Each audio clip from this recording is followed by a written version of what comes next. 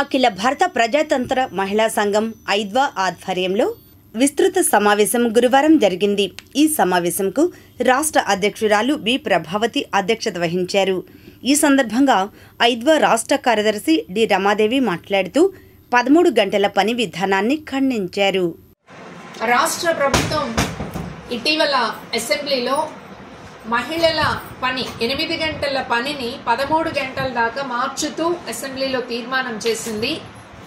ఈ తీర్మానం అనేటటువంటిది ఇప్పటిదాకా పోరాడి సాధించుకునేటువంటి హక్కులకి భిన్నమైంది. ఆ హక్కుల్ని నష్టపరిచేది. మహిళలు ఇంటి పని చేస్తూ బయట పని చేస్తున్నారు, ఇప్పటికే అదనపు భారాన్ని మోస్తున్నారు.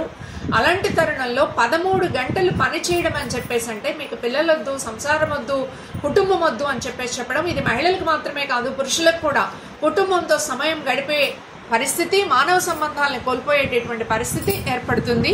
అందువల్ల ఈ 13 గంటల పని అనేటటువంటి దాన్ని మహిళా సంఘం రాష్ట్ర కమిటీ చాలా తీవ్రంగా ఖండిస్తుంది.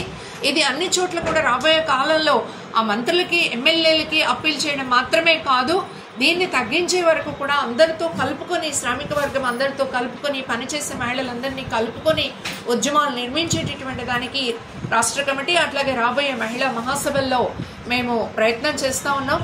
కాబట్టి దీనికి అందరూ కూడా సహకరించాలని 13 గంటల పని, ఇప్పటికే మహిళలు షాపుల్లో పనిచేసే వాళ్ళు 12 గంటలు అనాథరైజ్డ్గా వర్క్ చేస్తున్నారు. కానీ చట్టం ప్రకారం 8 గంటలకు మించితే వాళ్ళకి ఓటీ ఇవ్వాలి.